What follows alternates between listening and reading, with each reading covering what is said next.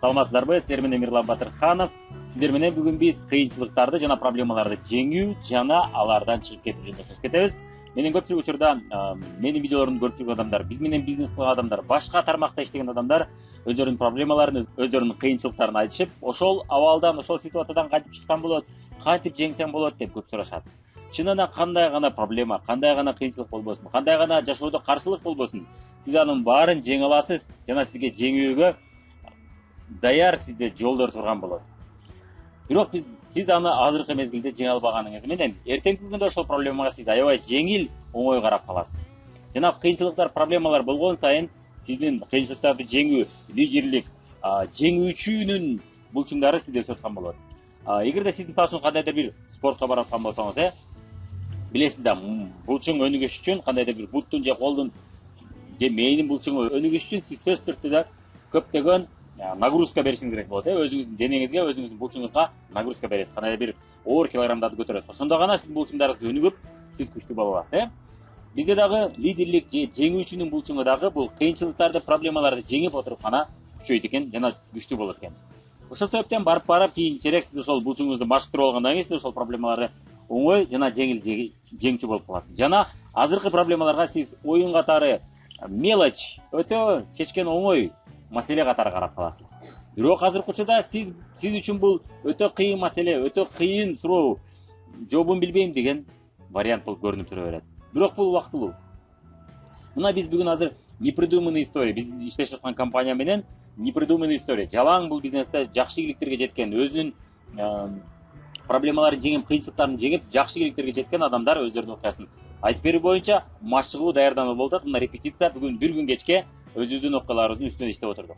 Эми ушинтип биз мына бир жума машыгабыз, даярданабыз сахнага. Анан ушул адамдардын окуяларын угуп отуруп, эмнени байкадым? Баарында тең сөзсүз түрдө кандайдыр бир кыйынчылыктар болгон. Кандайдыр бир проблемалар болгон, баарында. Орто жашаган адамында деле болгон, бай жашаган үй бүлөдө деле болгон, ошолордун арасында. Кедей жашап, акчасы жок болуп кыйналган адамдардын арасында дагы ушуга окшош проблема, окшош кыйынчылыктар болгон. Бул эмне? Үй бүлөнүн түшүнбөстүгү, айлана чөйрөдөгүлөрдүн колдобостугу, ошондой эле жолдошунун күйөөсүнүн каршы болгондугу. Мунун баары өзгөчө аялдарда бул нерсе болуп атты. Ал эми эркектерде болсо достору шылдыңдаганы, тааныштары шылдыңдап түшүнбөгөнү, мунун баары ошолордун арасында болуп атты. Андыктан сизде дагы болуп атса, менде экен деп ойлобоңуз. Бул баарында азыркы учурда миллионер болуп, бай болуп, ийгиликке жеткен адамдардын баарында ошол проблемалар болгон. Ошон үчүн сиз дагы ошол жолдо өтүшүңүз керек болот. Болгон ошол мезгилде качып кетпестен, таштап койбостон, тажадым, чарчадым деп таштап койбостон, аягына чыккан аракет кыла берсеңиз, бүгүн болбосо эртең бүрсү күнү жолун таба аласыз сөзсүз түрдө. Болгон адам баласында поисковой рефлекс деп коет. Бул бир нерсени издеп табуу рефлекс. Ошону гана угуңуз, ошонун жолун, чечүү жолун издөөгө аракет кылыңыз. Жана чечүү жолдору тапканда, муну да кылдым, аны да кылдым, тигини да кылдым, эч болбоду деп таштап койбоңуз. Макул, өлүп кетсин деп туруп, ал проблеманы кое туруп, башка проблеманы чече баштасаңыз, ал проблемага чечим келип калат. Бизде мындай мыйзам бар экен, закон равновесия деп коет. Вадим Зеландтын Трансерфинг реальности деген китебин окуган болсоңуз, ошол жерде жакшы айтып берген. Кимдир бирөөңүз аны окуп билесиз же. Билбегендер үчүн түшүндүрүп кетейин. Закон равновесия, тең салмактуулук мыйзамы. Баардык нерсе тең салмактуу болгондо, бул айталы Кудайдын мыйзамы дейбизби же кандайдыр бир дүйнөнүн мыйзамы дейбизби, чыгыста ушундай мыйзам бар экен да. Баардык нерсе тең салмактуулук болуш керек экен. Эгерде сиз бир нерсеге өтө катуу берилип алып, өтө катуу ошол проблеманын ичине кирип кетсеңиз, ал проблеманы чечүү өтө кыйын болот экен. Ал эми ошол проблемага сиз жеңил карап, аны унутуп коюп, макул, мындай орусча айтмакчы, пофигизм деген мамиле менен чечкен аракет кылсаңыз, же ал проблеманы унутуп коюп, башка проблеманы чечейин деп туруп, башка проблеманы чече баштасаңыз эле, тиги проблемага сиз оңой чечим таба аласыз. Ошол себептен ошол мезгилде катуу берилип атканда дайым айтыңыз: мен ушул проблемага берилип кеттим окшойт, ушул кыйынчылыкка берилип кеттим окшойт. Мисалы үчүн акча жок болуп атса, акчада кыйналып атсаң, ушул проблемага мен берилип кеттим окшойт.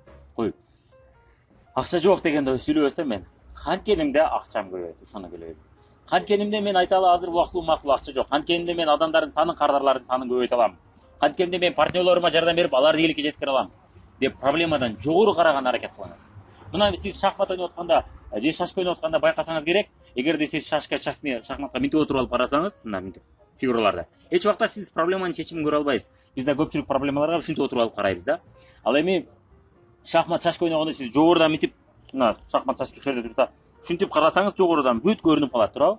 Кайсы жерде айталы сиз менен ойноп аткан адамдын кайсы жеринде алсыз жерлери бар, кайсы жерлерде сиз сокку бере турган жерлер бар. Ошонун баары бүт даана көрүнүп калат, туурабы?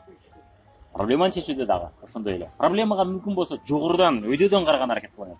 Эгер өзүңүз таппай атсаңыз, албетте ийгиликке жеткен адамдардан сурасаңыз болот. Бирок сизчелик алар ал проблеманы билишпейт, ал проблеманын чечимин билишпейт. Бирок кээ бир учурларда сиз көрбөгөн нерсени сиз көрө албагандай жогорудан көрүп айтып коюшу мүмкүн. Ал учурлар болот. Эгерде айта албаса, эч кайгырбаңыз. Сиз өзүңүз жогорудан караган аракет кылыңыз. Кээде ошол проблеманы таштап коюңуз. Башка проблеманы чечкен аракет кылыңыз. Мисалы үчүн сиз акча темасына мына берилип алдыңыз, акчаңыз жетпей атасыз, кыйналып атасыз, тиге жетпей атасыз, буга жетпейт. Өлүп кетсинчи акча темасы, ушу карызын беришим келе, өлүп кетсинчи деп 1-2 күн элге жардам берүүгө аракет кылыңыз. Сиздин группаңызда адамдар бар, партнерлор бар. Ошолордун ийгиликке жетүүсүнө ошол боюнча көрүп ойлонсоңуз, тиги проблемага чечим оңой табылат. Андыктан кандай гана бизнес болбосун, биринчи орунга акчаны койбошубуз керек экен. Өзүчө мүмкүн болсо, биринчи орунга биз кардардын ыраазы болуусу, биринчи орунга биз менен иштешкен партнерлордун ыраазы болуусу жана алардын ийгилигин орунга койсок, акча өзүнөн өзү келе баштайт. Мисалга, ошол себептен проблеманы өзүнө берилип албастан, ал проблемадан жогору караганыңыз мына ошол экен. Проблема акча болуп атабы, сиз акча темасына берилбеңиз. Сиз ошол акчаны алып келүүчү нерсени көргөн аракет кылыңыз. Ошол акчаны эмне алып келет? Кардарлар алып келет. Ыраазы болгон кардарлар. Кимдер алып келет? Сиз менен иштешкен кардарларды таап аткан партнерлор алып келет. Алар ыраазы болуп, алар берилип, алар ийгиликке жетүүгө аракет кылып, ошол ийгиликке жетишине көз жетип калганда алар менен бирге иштешип отуруп, оңой дагы кардарлардын санын дагы да оңой көбөйтө аласыз. Андыктан проблемага ушундай караган аракет кылыңыз. Биздин элде айтмакчы, Кудай ооруну бергенде оору менен кошо шипаасын берет экен деген сөз уксаңыз керек. Кудай сизге кыйынчылыктарды, проблемаларды бергенде, сизге ошонун чечими менен берет экен. Жана сиздин күчүңүздүн, алыңыздын жетишин билип туруп ошого жараша проблема, кыйынчылык берет экен. Жана сиз ошол кыйынчылык, проблемага сөзсүз түрдө чечим табасыз.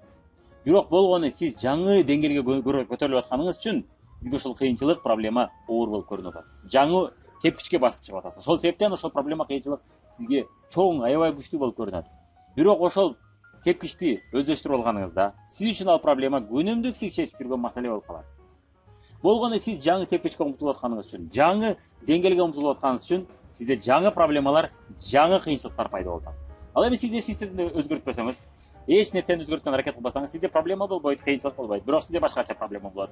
Менин жашоом өзгөрбөй атат, менин жашоом мен каалагандай болбой атат деген проблема. Туурабы? Ошол проблемага баш моюн сунуп жашагандан көрө, проблемаларды чечип алып, өзүңүздүн жашооңузду өзгөртүп алганыңыз жакшы эмеспи? Менин сизге сунушум, андыктан проблемадан, кыйынчылыктан качпаңыз. Байлардын, миллионерлердин да проблемалары бар. Кедейлердин да проблемалары бар. Болгону ал проблемалардын, кыйынчылыктардын деңгээли эки башка. Миллионер жогорку деңгээлдеги проблемаларды, жогорку деңгээлдеги кыйынчылыктарды чечет. Ал эми сиз болсо, кедей болсоңуз, орто жашасаңыз, сиз ошол өзүңүздүн деңгээлиңиздеги проблема, кыйынчылыктарды чечип атасыз. Туурабы? Мисалы үчүн кедей адам кантип $100 же кантип 10 000 же кантип 100 000 сом акча тапсам дегендин үстүнө иштейт. Ал эми миллионер болсо 100 000 сом акча тапсам эмес, кантип 10 миллионду 100 миллион кылсам болот. Жана кантип мен айталы мурун элге жардам катары 5 миллион же 3 миллион, 2 миллион берип атсам, эми мен кантип ошондон ордуна 4 миллион, 5 миллион берсем болот элге жардам деп. Мына ушунун үстүнө иштейт. Андыктан проблеманын, кыйынчылыктын болгону деңгээли ар кандай болушу мүмкүн, бирок проблема, кыйынчылык эч качан жок болбойт. Аны биз дайым чечишибиз керек болот. Дарак өсүп чоңойгондой эле, анан ал дарак сынып жыгылып калгандай эле, үй жаңы болуп, сонун болуп көрүнүп, кийин ал үй эскиргендей эле. Өзгөрүш дайым болуп турат. Өзгөрүш болгон сайын жаңы кыйынчылыктар, жаңы проблемалар болуп турат. Андыктан алардан качпаңыз, алардан коркпоңуз, аларга кыжырыңызды кайнатпаңыз. Демек мен жаңы деңгээлге өсүп атам да, ошончо кыйынчылыктар болуп атат, ошончо проблемалар болуп атат да, мен үчүн чечишим керек деп позитивдүү караган аракет кылсаңыз, сиз анын чечимин оңой табасыз.